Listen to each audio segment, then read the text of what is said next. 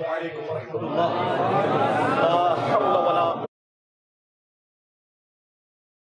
السلام علیکم ورحمۃ اللہ. لا حول ولا قوة الا باللہ. حسبنا اللہ ونعم الوکیل. یا حی یا قیوم برحمتک استغیث. لا الہ الا انت سبحانک انی کنت من الظالمین. ربنا آتنا من لدنک رحمہ وهيئ لنا من امرنا رشدا. اللهم صل على محمد وعلى آل محمد واصحاب محمد وازواج محمد وامة محمد اجمعین الى یوم الدین. آمین. الحمد للہ رب العالمین والصلاة والسلام على سید الانبیاء والمرسلین وعلى آلہ واصحابہ اجمعین الی یوم الدین.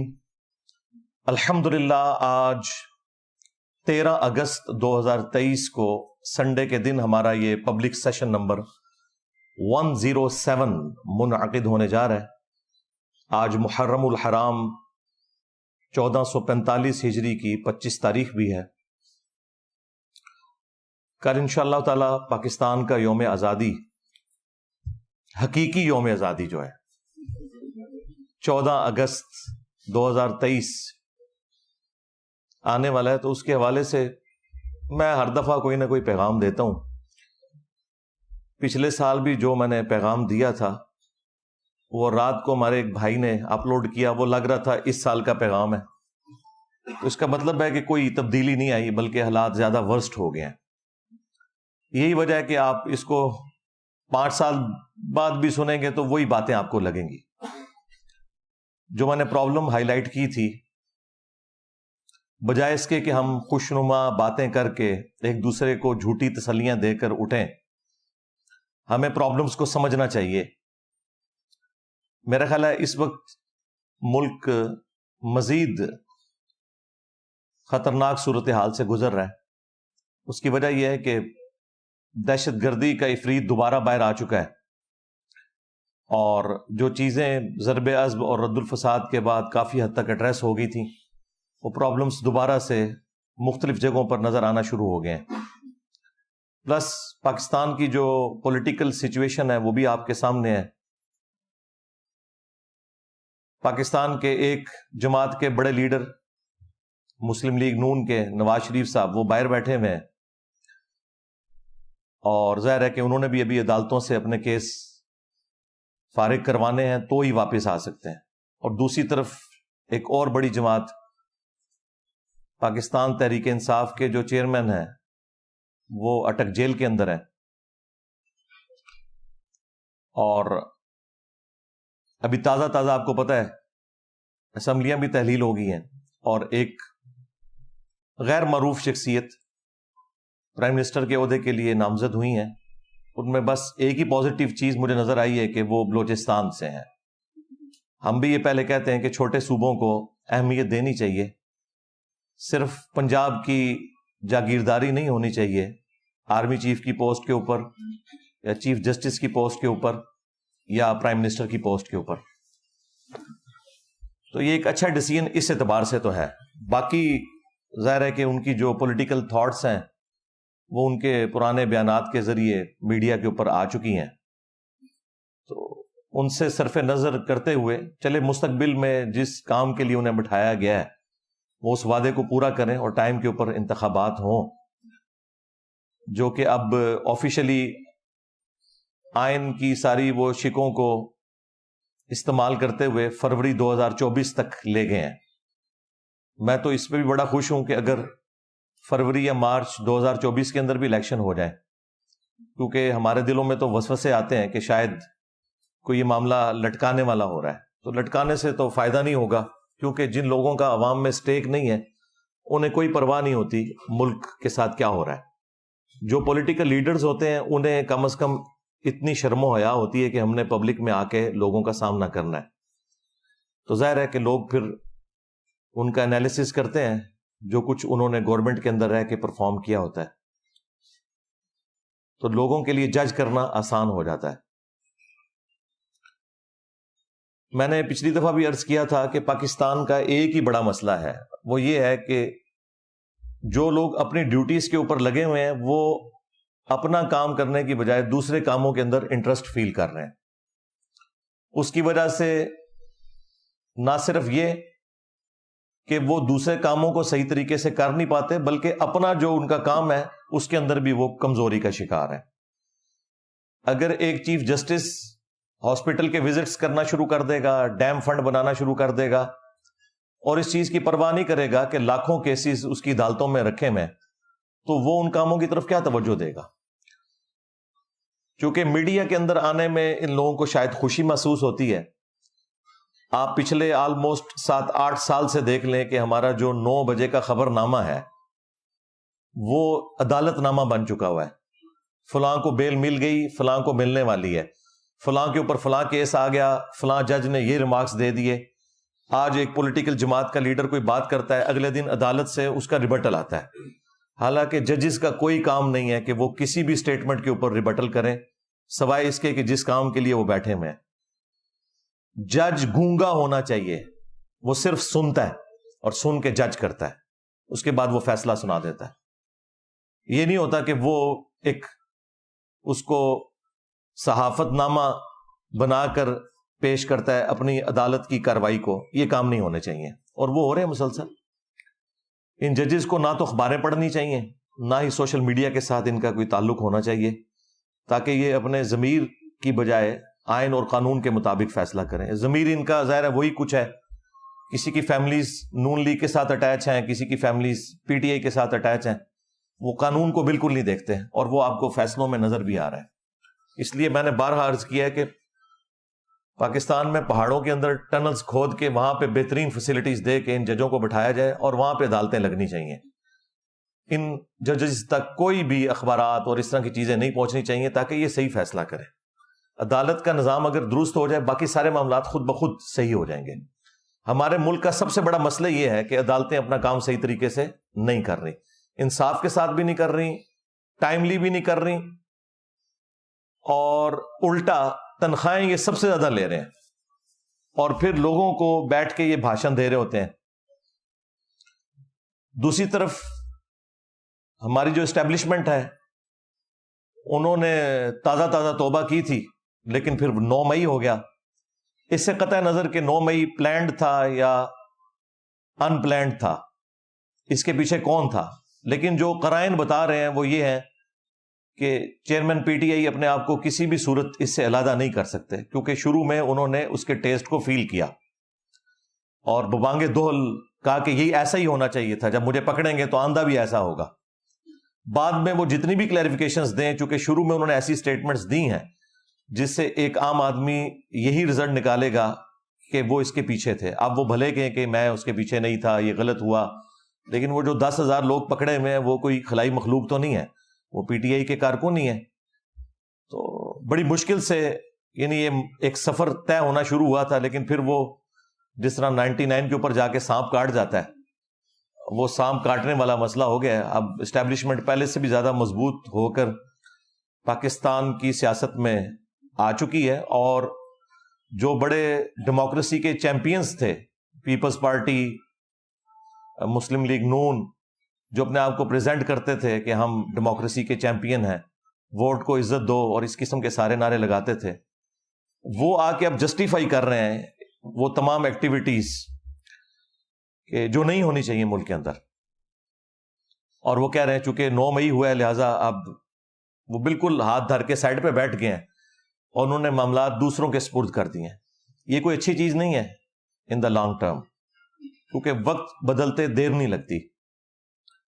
یہی عمران خان صاحب کی آپ نے تمکنت، غرور، تکبر اور سریا ان کے اندر جو گھسا ہوا تھا وہ بھی دیکھا ہے، اور آج دیکھیں کہ ان کی کیا حالت ہے. جب اتارے گئے تھے میں نے اس وقت بھی 40 منٹ کی لائیو سیشن میں گفتگو کی تھی. میری ایک بات ان 1.5 سال کے اندر صحیح ثابت ہوئی ہے. تو اب بھی ان کو اب ہوش کے ناخن لینے چاہیے اس حوالے سے. اور دیکھیں کیسا مکافات عمل ہے، وہی کیس جو 2017 میں نواز شریف صاحب کے اوپر بنا مس ڈکلیریشن کا، اور اقامے کی بنیاد کے اوپر انہیں نکالا گیا. باقی جو کرپشن والا ایک معاملہ تھا وہ تو نہ ادھر کی عدالتیں ثابت کر سکیں نہ یو کے کی عدالتیں ثابت کر سکیں, الٹا ان کو کلین چٹ ملی. تو اس کے بعد میں تو کم از کم کسی کے اوپر اس اعتبار سے الزام لگانے کے لیے تیار نہیں ہوں. اب یہاں پر بھی جو توشہ خانہ کیس ہے وہ بھی مس ڈکلیریشن کا ہے. یہ جس کیس میں ابھی ان کو سزا ہوئی ہے چیئرمین پی ٹی آئی کو, جس کو وہ گھڑی چوری کیس کہہ رہے ہیں, وہ گھڑی چوری کیس نہیں ہے, بلکہ انہوں نے الیکشن کمیشن کے جو فارم کے اندر جو اثاثوں میں ان چیزوں کو شو کرنا تھا وہ نہیں کیا. سیم وہی کیس ہے جو نواز شریف صاحب کا تھا, بلکہ یہ تھوڑا ورسٹ ہی ہے. انہوں نے تو تنخواہ جو بنتی تھی اپنے بیٹے سے نہیں لی, یہاں پر تو انہوں نے وہ سب کچھ اویل کیا, کروڑوں روپے میں وہ گھڑیاں بیچی. ان گھڑیوں کے بیچنے کو ایتھیکلی تو کوئی غلط کہہ سکتا ہے, قانونی طور پہ کوئی غلط چیز نہیں تھی. اور قانوناً جو چیز غلط ہے وہ توشہ خانہ سے کسی بھی پرائم منسٹر یا آرمی چیف یا چیف جسٹس کو تحفہ دینا ہے, کیونکہ اسلام میں جو توشہ خانہ ہے بیت المال ہے, اس کی ملکیت عوام المسلمین کی ہوگی اور وہ غریبوں کے اندر تقسیم ہوگا مال غنیمت کے طور پر. زکوٰۃ فنڈ اور یہ ساری چیزیں ایک ہی پول کے اندر آئیں گی. بہرحال اس کے اوپر میں پہلے بھی بول چکا ہوں کافی دفعہ. یہاں پر یہ ہے کہ انہوں نے ڈکلیئر نہیں کیا تھا اپنے ساسوں کے اندر, اور وہی کیس ان کے اوپر بنا اور اس کے اوپر وہ 5 سال کے لیے نااہل ہو گئے. کاش عمران خان صاحب 2017 کی نواز شریف صاحب کی اس طریقے سے ہٹائے جانے کو غلط کہتے تو آج چند لوگ ان کے ساتھ بھی کھڑے ہوتے, لیکن جو لوگ نیوٹرلز ہیں, اس سے مراد عمران خان صاحب والے نیوٹرلز نہیں, اس سے مراد وہ لوگ جو غیر جانبدار ہیں, ہمارے جیسے لوگ. ہم تو یہ کہیں گے کہ اس وقت بھی غلط ہوا تھا, اب بھی غلط ہوا ہے.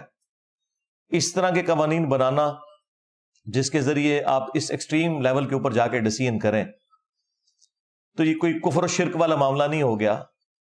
اس طرح کے معاملات ہر ایک کے اندر پائے جاتے ہیں. اس طرح کے قوانین کو تھوڑا نرم کرنا چاہیے یا اس کی سینسٹیوٹی کا بتانا چاہیے. خان صاحب نے مکمل طور پہ کوئی چھپایا نہیں تھا, انہوں نے اپنے انکم ٹیکس کے جو گوشوارے جمع کروائے تھے ان میں وہ سب کچھ شو کیا ہوا تھا, آدھا کام انہوں نے کیا تھا.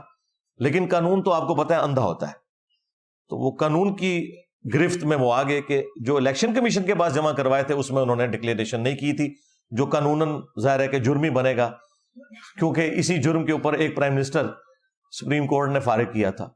تو وہ چیزیں پلٹ کے اسی طریقے سے واپس آ رہی ہیں.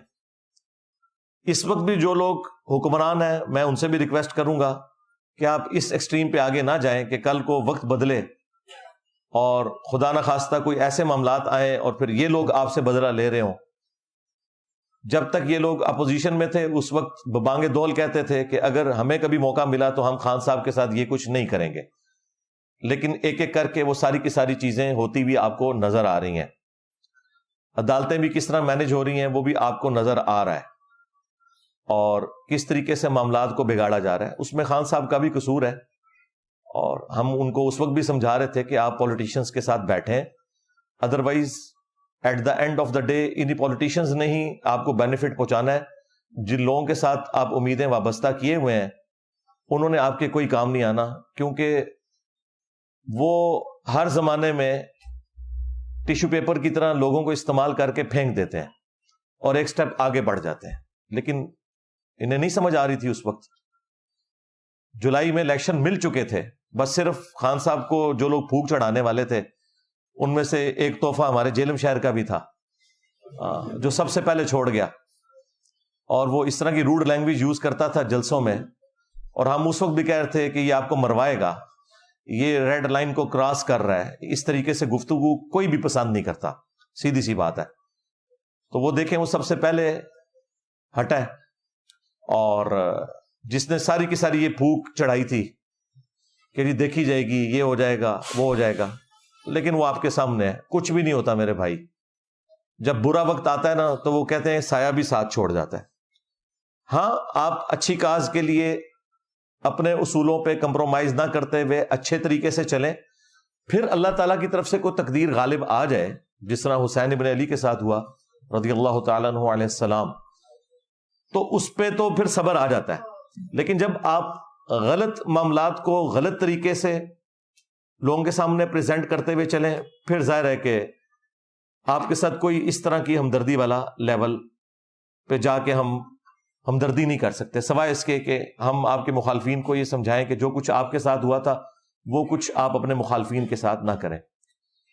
توشہ خانہ کے حوالے سے میں نے پہلے بھی عرض کیا تھا کہ بخاری اور مسلم دونوں میں حدیث ہے، نبی صلی اللہ علیہ وآلہ وسلم نے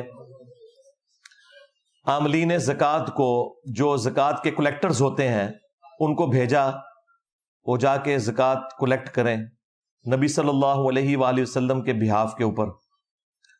اور جب وہ واپس آتے تھے تو وہ کچھ مال بیت المال میں جمع کرواتے تھے اور کچھ اپنے پاس رکھتے تھے، بھیڑ بکریاں جو انہیں گفٹ ملی ہوئی ہوتی تھی. اور نبی علیہ السلام سے آگے عرض کرتے تھے کہ یا رسول اللہ، یہ تو وہ ہے جو زکوٰۃ کی مد میں لوگوں نے جمع کروایا، اور یہ وہ گفٹس ہیں جو ہمیں لوگوں نے دیے. تو نبی صلی اللہ علیہ وآلہ وسلم نے فرمایا کہ تم لوگ اپنے گھروں میں جا کے اپنے ماں باپ کے پاس بیٹھو، میں دیکھتا ہوں کہ تمہیں اس پوسٹ کی وجہ سے ملے، لہٰذا یہ بھی مسلمانوں کی امانت ہے، بیت المال میں جمع ہوگی. تو نبی صلی اللہ علیہ وآلہ وسلم ان گفٹس کو بھی بیت المال میں جمع کیا کرتے تھے. تو یہ پاکستان میں جو یہ قانون ہے توشہ خانہ کا کہ آپ پہلے تھا 20% دے کے، پھر بنا 50% دے کے اس کی مالیت، اور اس کو آپ ریٹین کر سکتے ہیں لیکن بیچ نہیں سکتے. نہ تو ریٹین کر سکتے ہیں نہ بیچ سکتے ہیں، یہ آپ کی ملکیت ہی نہیں ہے، کیونکہ پرائم منسٹر آف پاکستان ایک پوسٹ ہے، اس پوسٹ کو ملا ہے یہ گفٹ، نہ کہ یہ نواز شریف صاحب کو ملا ہے یا عمران خان صاحب کو ملا ہے. اس پوسٹ کی وجہ سے ملا ہے، ورنہ تو باقی لوگوں کو بھی مل رہے ہوں گفٹ. اس لیے یہ تو قانون ہی ویسے ہی چینج ہونا چاہیے. اب اس طرح کے معاملات کے بعد تو اس کے اوپر نظر ثانی کرنی چاہیے. دوسری بات میں سمجھتا ہوں ہمیں اب مان لینا چاہیے کہ ہم ایز اے نیشن انکمپیٹنٹ ہے. جب تک ہم یہ چیز نہیں مانیں گے اس وقت تک ہم لرن نہیں کر سکتے. ویسے ہم ملی ترانوں کے ذریعے اپنے آپ کو بڑا کر کے پریزنٹ کریں، لیکن یہ حقیقت بات ہے کہ دنیا بہت آگے نکل چکی ہے اور ہم بہت پیچھے رہ گئے ہیں. ایون آپ گیمز میں بھی دیکھ لیں، جن گیمز کے اندر ہمیں بڑا ایک فخر تھا کہ نیچرل ٹیلنٹ اویلیبل ہے ہاکی کی گیم کے اندر، وہ بھی آپ دیکھ لیں کہ ہمارا کیا حشر ہو گیا ہے. کیونکہ دنیا نے اس کو سائنٹیفک انداز میں لے کے چلنا شروع کیا اور ہم وہی پرانے اپنے معاملات کو اس طریقے سے لے کے چل رہے تھے تو پیچھے رہ گئے. تو انکمپیٹنسی بھی ہے، پراپر بندہ جو پراپر جاب کے اوپر ہونا چاہیے وہ نہیں ہے. ایٹ لیسٹ 3 بڑے جو عہدے ہیں نا، ایک پرائم منسٹر کا عہدہ، دوسرا چیف جسٹس کا عہدہ اور تیسرا آرمی چیف کا عہدہ، ان 3 عہدوں کے اوپر امین قسم کے لوگ جو اس فیلڈ کے اندر ایکسپرٹیز بھی رکھتے ہوں اور ان کے اندر ول بھی ہو کام کرنے کی، وہ ہونے چاہیے. نچلے والے معاملات پھر بعد میں آہستہ آہستہ درست ہوں گے، وہ اچانک نہیں درست ہوتے. میں تو اس مت کو بالکل نہیں مانتا کہ اوپر کوئی صحیح بندہ آ جائے تو نیچے سب کچھ صحیح ہو جائے گا. ایسے ہو ہی نہیں سکتا. نیچے گراس روٹ لیول کے اوپر جتنی خرابی ہے اس کو اوپر بیٹھا ہوا بندہ حل نہیں کر سکتا. وہ صرف قانون بنا سکتا ہے، تھوڑی سزائیں سخت کر سکتا ہے، لیکن وہ نیچے تک اس کے اثرات پہنچتے ہوئے کافی ٹائم لگتا ہے. لیکن طریقہ یہی ہے کہ اوپر سے رولز بن کے اور معاملات آہستہ آہستہ چلنے چاہیے، لیکن وہ ہمیں نظر نہیں آتا. یہاں پر ہر کوئی میڈیا میں ان رہنے کی کوشش کرتا ہے، پاور کو اپنے ہاتھ میں رکھنے کی کوشش کرتا ہے. پہلے پاکستان میں صرف طاقت جو ہے وہ اسٹیبلشمنٹ کے پاس تھی اور مولوی ان کے اعلی کار ہوا کرتے تھے، ایک دوسرے کے بینیفیشری ہوا کرتے تھے.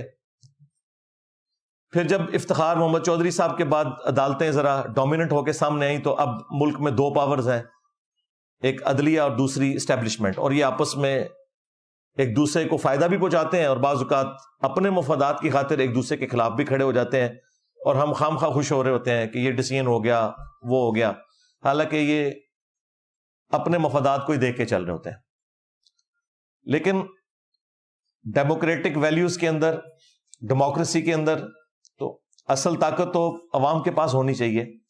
لیکن میں ڈیموکریسی وہ بات کر رہا ہوں جو اسلامک ڈیموکریسی ہے قرآن و سنت کے دائرے کے اندر، وہ کفر والی ڈیموکریسی کی بات نہیں کر رہا. یہ میں وہ بات کر رہا ہوں جو امرہم شورا بینہم قرآن میں ہے، مسلمانوں کے آپس کے معاملات مشورے سے طے ہوں گے، حلال کے دائرے کے اندر حرام کے معاملے میں نہ تو کوئی ووٹنگ ہوگی، نہ کسی کا ڈیسیژن ہوگا، وہ قرآن و سنت کو فائنل اتھارٹی مانا جائے گا.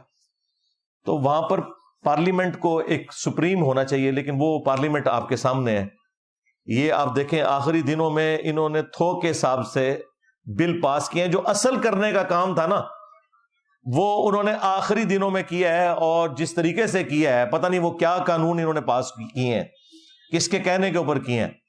یہ وہی کام ہے جو مولوی کرتے ہیں کہ 8 سال کے درس نظامی کے کورس میں 7 سال تک شیخ سعدی کا کلام پڑھاتے رہتے ہیں، فارسی کے معاملات سکھاتے رہتے ہیں، اور آخری سال جا کے دورہ حدیث کروا دیتے ہیں. اس لیے وہ پہلے ہی ان کا وہ سارے کا سارا ٹائم ضائع ہو چکا ہے، اب دورہ حدیث نے ان کے اوپر کیا فرق ڈالنا ہے. یہ ہماری پارلیمنٹ نے بھی یہی کیا ہے کہ 4.5 پونے 5 سال تک یہ لوگ اپنا ٹائم ایک دوسرے کے خلاف بیان بازیوں میں دیتے رہے ہیں، اور آخری دنوں میں آ کے انہوں نے قانون پاس کیے ہیں. اب کوئی پتہ نہیں نہ ان قوانین کے اوپر کوئی بحث ہوئی ہے، اب اس کا رزلٹ کیا نکلنا ہے، اور بعد میں وہ قوانین کس کے لیے استعمال ہونے ہیں، ایک دوسری جماعتوں کو نیچا کرنے کے لیے، پولیٹیکل لیڈرز کو اندر ڈالنے کے لیے. تو اللہ ہی بہتری کرے. بہرحال اس وقت میں سمجھتا ہوں سب سے بڑی ذمہ داری ہمارے آرمی چیف کے اوپر ہے، اور یہ میں کوئی خوشی سے نہیں کہہ رہا، ایسا ہونا تو نہیں چاہیے. پرائم منسٹر کا کام ہے کہ وہ اس طرح کے ڈیسیژن کرے، لیکن چونکہ اب ایک گراؤنڈ ریئلٹی تو ہے، اس کو انکار تو نہیں کیا جا سکتا کہ پریکٹیکلی سب سے پاورفل پرسنالٹی آرمی چیف ہی پاکستان کے اندر ہوتا ہے، اور اب تو بہت زیادہ پاورفل ہو گئے 9 مئی کے بعد. تو ان کے اوپر اب ذمہ داری بھی ہے کہ اگر وہ پاکستان کو صحیح آگے لے کے چلنا چاہتے ہیں تو جس کی ڈیوٹی ہے وہ اس کو کرنے دیں، نہ عدالتوں میں کوئی انٹروین کریں، نہ پالیٹکس کے اندر. اور اگر انہیں یہ خدشہ ہے کہ اس سے کوئی فوج کی ساکھ کو نقصان ہو جائے گا تو ٹھیک ہے یار، مل بیٹھ کے اب کوئی معاملہ حل کر لیں. سارے بڑے بیٹھے ہیں، پولیٹیکل لیڈرز بیٹھے ہیں، سارے بڑے، چیف جسٹس کو بٹھا لیں اور آرمی چیف بیٹھ جائیں اور کوئی معاملے کو طے کریں کہ اب آگے ہم نے چلنا کیسے ہے. میرا خیال ہے کہ جتنے پولیٹیکل لیڈرز ہیں ان میں سے مجھے سب سے اچھا ویژن شاہد خاقان عباسی صاحب کا لگا. پی ٹی اے والوں کو تو آج کل ویسے وہ اچھے لگنا شروع ہو گئے ہیں. جس وقت ہم ان کی تعریف کرتے تھے اس وقت یہ ہمیں گالیاں نکالتے تھے. آپ 8 سے 1.5-2 سال پہلے کی بھی ان کی گفتگو سنیں، اور دوسرے وہ جو ایک پیپلز پارٹی چھوڑ گئے، کیا نام ہے ان کا، مصطفیٰ نواز کھوکر صاحب. یہ حالانکہ یہ لبرلز ہیں، خیر خاقان عباسی صاحب تو ایک مذہبی آدمی ہے، لیکن ماشاءاللہ یہ رول آف لا پہ چلنے والے لوگ ہیں. یہ جو باتیں کر رہے ہیں، میں ان کے کاموں کی بات نہیں کر رہا، وہ باتیں ماشاءاللہ بہت اچھی کر رہے ہیں. اور وہ 2-2.5 سال پہلے بھی کہہ رہے تھے کہ جب تک ہم یہ طے نہیں کرتے نا کہ ہم نے مستقبل میں کرنا کیا ہے، تو آپ الیکشن بھی کروا لیں، پھر وہی چوچو کا مربع ہی بننا ہے، اور وہی حالات و واقعات بگڑتے چلے جائیں گے. اور یہ میں ان کو سیکنڈ کرتا ہوں کہ بالکل انہوں نے ٹھیک کہا تھا. جب تک، یعنی اب وہ ایک مثال سمجھانے کے لیے دی جاتی ہے کہ جب تک کتے کو کنویں سے نہ نکالیں تو 20 ڈول نکالنے کیا آپ 2000 ڈول بھی نکال لیں تب بھی وہ پانی پاک نہیں ہوگا. تو یہ اصل جو ایشوز ہیں ان کو ایڈریس کیا جائے. ہماری انکمپیٹنسی کا مسئلہ ہے، یہ ہمیں ماننا چاہیے، اور خبروں میں رہنے کا شوق، اس کی وجہ سے دوسرے کے کاموں میں جا کے لچ فرائی کرنا، یعنی کہ لچ تلنا، تو یہ ساری کی ساری چیزیں اس وقت اس نے پوری قوم کو پریشان کیا ہوا ہے. سیدھی سی بات ہے. اب 14 اگست کے اوپر آپ دیکھیں جس طریقے سے ایک غیر اعلانیہ ایک خاص پولیٹیکل جماعت کا کریک ڈاؤن کیا جا رہا ہے، اس طرح کرنے سے کوئی مسئلے حل تو نہیں ہونے. اور دیکھیں، میں اگر اس جماعت کی فیور میں بات کر رہا ہوں تو سب سے زیادہ کرٹک بھی میں اس جماعت کا رہا ہوں، ان کے چیئرمین کا رہا ہوں، سوائے ان چند باتوں میں جو اچھی تھی میں سپورٹ بھی کرتا تھا. تو اب بھی میں یہ بات کروں گا کہ یہ کوئی طریقہ نہیں ہے. اس طرح کرنے سے پرابلمز حل نہیں ہونے، مزید بگڑیں گے. کیونکہ جب آپ پولیٹیکل لیڈرز کو اس طرح اندر کرتے ہیں تو آپ ان کی پولیٹیکل تھاٹس تو بدل نہیں سکتے، کیونکہ ان کے لیے سب کچھ وہی ہوتا ہے. عمران خان صاحب 1000 یو ٹرنز لے لیں، لیکن یہ یو ٹرن وہ نہیں لیں گے کہ ملک چھوڑ کے چلے جائیں. یہ ایک ہی چیز بچی ہے جس کے اوپر وہ قائم ہے، باقی تو اللہ کے فضل سے جو بھی انہوں نے بات کی 180 ڈگری اس کے چلے، ہاں یو ٹرن کے نام کے اوپر۔ ہم تو اس کو غلط سمجھتے ہیں، لیڈر کی زبان پکی ہونی چاہیے، لیکن یہ میں آپ کو بتا دوں کہ یہ ایک ایسی چیز ہے اگر یہ اس سے پیچھے ہٹیں گے نا تو پھر ان کا ساتھ کوئی بھی ان کا محبت کرنے والا اٹیچ نہیں رہے گا۔ لہٰذا یہ تو آپ چیز بھول جائیں کہ وہ ملک چھوڑ کے جائیں گے، انہوں نے ادھر ہی رہنا ہے، چاہے جیل کے اندر رہیں چاہے باہر رہیں، ہاؤس اریسٹ ہو کے، ملک تو وہ نہیں چھوڑیں گے۔ لہٰذا اس طرح کی کوئی کوشش کرنا تو یہ تو غلط چیز ہے۔ اور باقی ان کے ساتھ کے لوگ ظاہر ہے ان کو تو اور بینیفٹس بھی مل جائیں گے۔ خان صاحب کے پاس بس یہ ایک چیز بچی ہے تو ظاہر ہے کہ وہ اپنی اس کاز کے لیے اپنی جان دے دیں گے۔ آپ دیکھ لیں ہٹلر کو بھی اینڈ پہ اس نے بنکر میں اپنے آپ کو خود گولی مار لی تھی، لیکن اس نے سرنڈر نہیں کیا۔ یہ میں نے آپ کو مثال اس لیے دی کہ جو لوگ اپنی زبان کے ذریعے اور گفتگو کے انداز کے ذریعے اتنی زیادہ پبلک کو اپنے ساتھ لگا لیتے ہیں تو ان کے پاس پھر الٹیمیٹلی جو وہ سو کالڈ عزت سمجھتے ہیں وہ ان کے پاس موجود ہوتی ہے، وہ اسے گنوانا نہیں چاہتے۔ تو یہ تو خیر ایک ورسٹ مثال تھی۔ مسولینی کی مثال آپ دیکھ لیں، اس کو تو پھر پھانسی پہ لٹکایا گیا تھا، وہ بھی اسی طریقے سے عوام کو اپنی تقریروں کے جال میں پھنسائے ہوئے تھا۔ خان صاحب کا معاملہ ایگزیکٹلی ویسا تو نہیں ہے، لیکن کچھ چیزیں کامن ہیں دونوں طرف۔ تو میرا خیال ہے کہ ایسا کوئی معاملہ کرنا نہیں چاہیے کہ جس کی وجہ سے ملک میں حالات مزید بگڑ جائیں۔ اور پہلی دفعہ ہم دیکھ رہے ہیں کہ فوج کے اندر بھی ایک ایسی ڈویژن نظر آ رہی ہے جو نہیں ہونی چاہیے، کیونکہ پاکستان کی یونٹی کی علامت جو ہے وہ پاکستان کی فوج ہے۔ آپ لوگوں کو تو شاید اس چیز کا احساس نہ ہو، میرے جیسا بندہ جو سب سے زیادہ کرٹک ہے فوج کی انوالومنٹ پالیٹکس کے اندر، 2013 سے لے کے آج تک میری ویڈیوز آپ دیکھیں، جس زمانے میں ان کی پالیسی نہیں تھی کہ ہم اے پولیٹیکل ہیں، اس زمانے میں بھی میں کہتا تھا کہ یہ غلط ہے۔ اب تو وہ خود کہتے ہیں ہمیں پالیٹکس میں نہیں آنا چاہیے، اگرچہ وہ مکمل طور پہ اپنے آپ کو نکال بھی نہیں پا رہے مجبوری کی وجہ سے، اور 9 مئی تو ان کے ہاتھ میں ایک ہتھیار آ گیا۔ تو میں اس وقت بھی یہ کہتا تھا، لیکن ایک بات آپ لوگ سمجھ لیں کہ پاکستان میں اگر سب سے آرگنائز کوئی ادارہ ہے جو پاکستان کی یونٹی کی علامت ہے تو وہ فوج ہی ہے۔ اس چیز کا احساس جو لوگ باہر ہیں ان کو تو نہیں ہوگا، جو اندر ہیں ان کو اس چیز کا احساس ہے کہ پاکستان میں کراچی سے لے کر خیبر پختونخوا تک یا بلوچستان کے آپ سرحدی علاقوں میں چلے جائیں، سب جگہ پہ اگر کوئی کامن بانڈ ہے نا پاکستان کی نیشن کا تو وہ فوج ہے، کیونکہ سیکیورٹی کو فوج دیکھ رہی ہوتی ہے۔ پاکستان کے ایٹامک انرجی کے اداروں کی ساری سیکیورٹی فوج کے پاس ہے، پاکستان کا سارا سینسٹیو اسلحہ فوج سیکیورٹی کو دیکھ رہی ہوتی ہے۔ ایون ہماری جو سائٹس کے اندر بھی سیکیورٹی ہے وہ بھی فوج کے پاس ہوتی ہے، اور بڑی مشقت والی زندگی وہ گزار رہے ہوتے ہیں۔ پورا دن سخت گرمیوں کے اندر آپ پہاڑوں کے اندر جہاں پہ ہیومیڈیٹی کا لیول بھی بہت زیادہ ہو، اور آپ پوسٹوں کے اوپر بیٹھ کے اے سی والے کمروں میں نہیں، عام پوسٹوں پہ بیٹھ کے پورا دن ڈیوٹی کریں، اور جب تھکے ہارے رات کو اپنے کمرے کے اندر آئیں تو اس کمرے سے کبھی کوئی سانپ نکل رہا ہو، کوئی بچھو نکل رہا ہو، تو یہ تو نارمل ہے۔ یہ تو چیزیں میں نے خود آبزرو کی ہیں، میں نے بھی سائٹس پہ کئی دفعہ راتیں کاٹی ہیں۔ ہم تو چونکہ آفیسر رینک کے تھے، ہم تو ریسٹ ہاؤسز کے اندر ٹھہرتے تھے، لیکن مسجد میں تو ملاقات ہو جاتی تھی، تو اس طرح کی ساری باتیں پتہ چلتی تھی کہ آج ہمارے ڈرائیورز کے روم سے بھی سانپ نکل آیا، فوجیوں کے اس کمرے سے بھی نکل آیا۔ تو مجھے وہاں جا کے اس چیز کا زیادہ احساس ہوا کہ باہر بیٹھ کے یعنی اس طرح باتیں کرنا یہ آسان ہے، لیکن پریکٹیکلی معاملات کو لے کے چلنا یہ بڑا مشکل ہے۔ اور ظاہر ہے کہ جو لوگ کرٹیسزم کر رہے ہوتے ہیں اسٹیبلشمنٹ کے اوپر، وہ ظاہر ہے ان فوجیوں پہ تو نہیں کر رہے ہوتے جو بارڈر کے اوپر قربانیاں دے رہے ہیں۔ عام حالت میں بھی بارڈرز کے اوپر سانپ کے کاٹنے سے فوجی ریگولرلی شہید ہوتے رہتے ہیں، لیکن وہ خبریں اس طریقے سے میڈیا میں نہیں آ رہی ہوتی، وہ نارمل ایک چل رہے ہوتے ہیں معاملات۔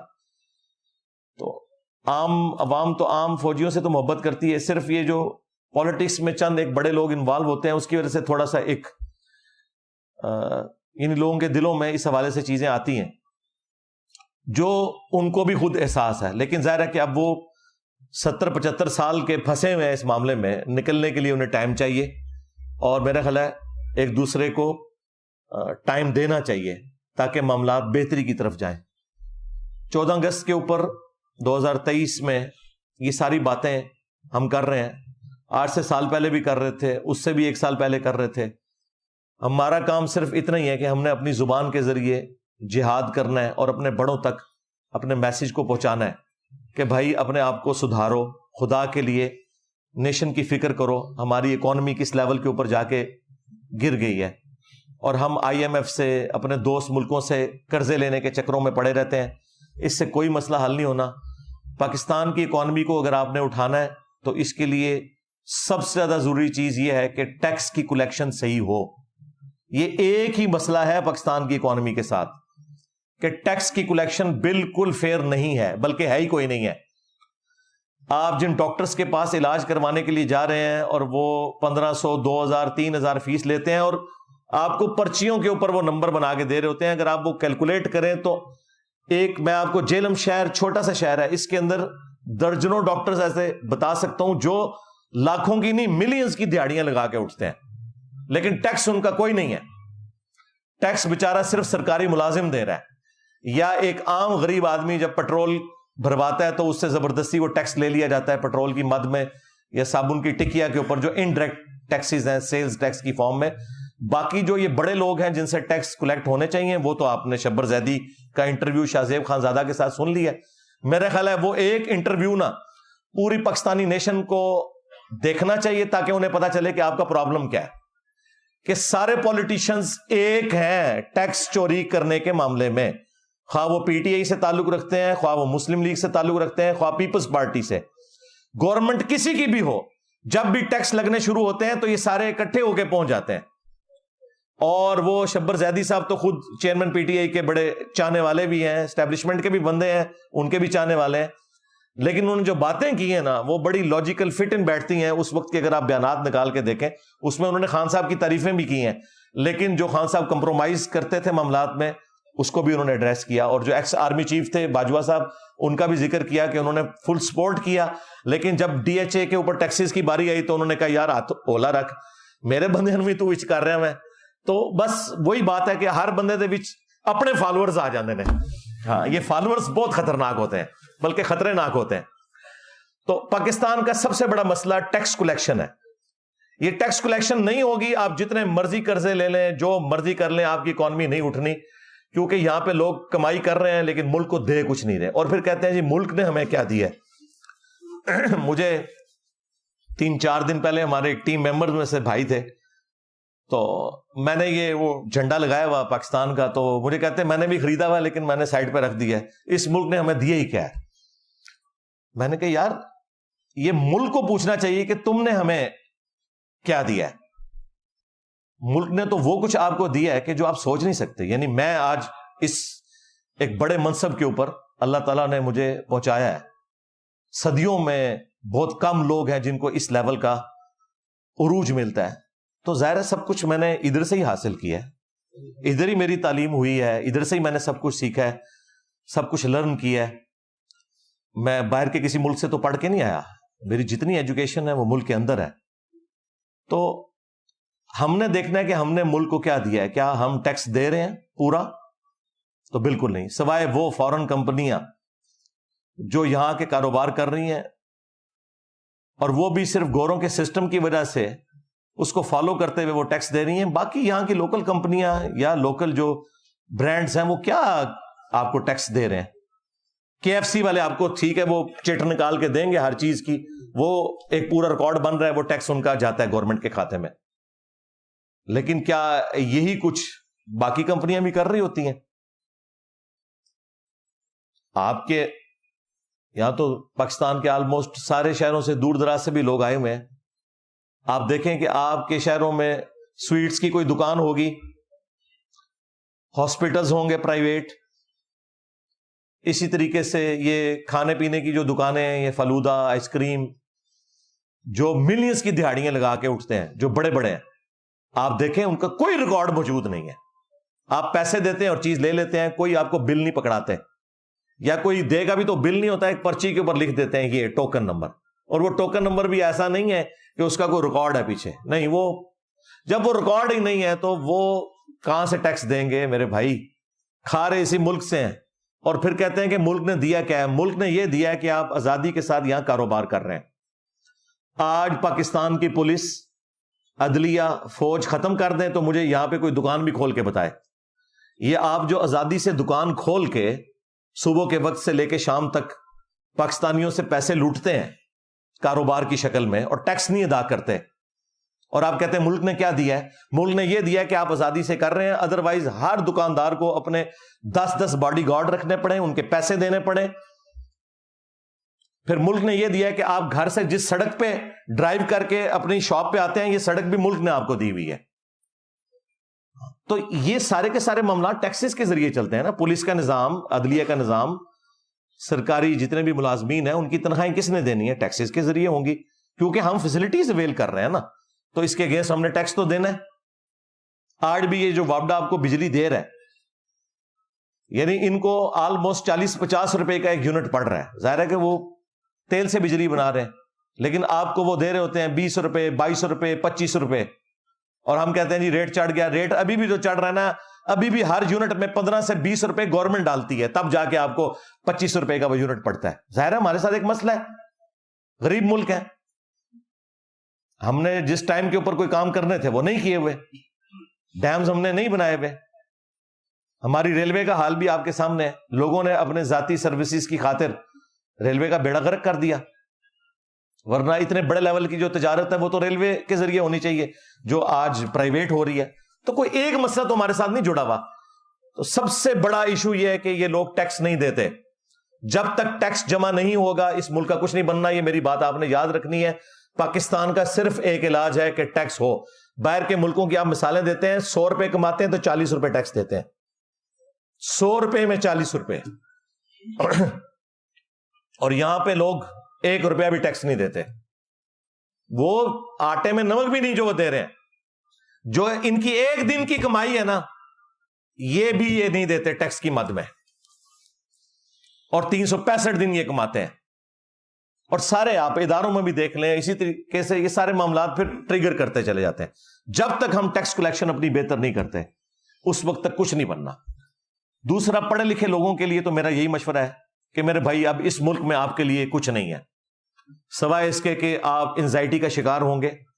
تو بہتر یہ ہے کہ آپ میں سے جس کا بھی کوئی ایسا معاملہ سیدھا ہوتا ہے دوسرے ملکوں میں نکلیں، وہاں جابز کریں، اور یہ کوئی ایب والی بات نہیں. اور ریمیٹنس پاکستان کو بھیجیں.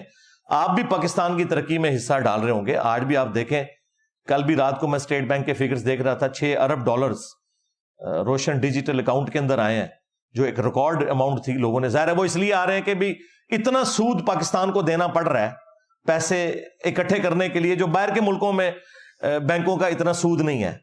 2%، 3% سے زیادہ بینک سود نہیں دیتے ہیں. آپ کے بینک جو ہے وہ 20%، 22-25% سود دے رہے ہیں. تو ظاہر ہے لوگوں نے پیسے جمع کروانے. ہم بڑے خوش ہو رہے ہیں کہ $6 ارب آ گئے.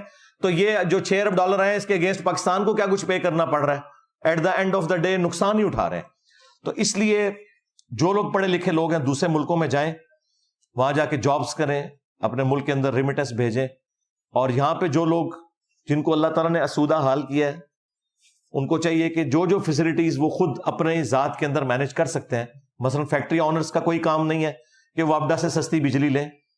ان کو چاہیے اپنے سولر پلانٹس لگائیں اور بجلی اپنی خود پروڈیوس کریں. پاکستان خوش نصیب ملکوں میں سے ہے جہاں 330 دن سورج نکلتا ہے. اس لیے میں نے سولر کے اوپر اتنی تفصیلی ویڈیو ریکارڈ کروائی تھی. اس میں نے DHA، barrier town, city housing اور باقی اسکیمز کو میں نے یہ کہا تھا کہ آپ لوگوں کے پاس وہ لوگ آ کے رہ رہے ہیں جن کے پلاٹس ہی کروڑوں میں ہیں. اگر وہ 20-25 لاکھ روپیہ، 30 لاکھ روپیہ لگا دیتے ہیں سولر سسٹم کے اوپر 8 kVA کا یا 10 kVA کا، تو نہ صرف ان کے لیے فائدہ مند ہے بلکہ غریب لوگوں کو بجلی سستی ملے گی، کیونکہ وہ یونٹس جو انہوں نے استعمال کرنے تھے اب وہ غریب لوگوں تک پہنچیں گے.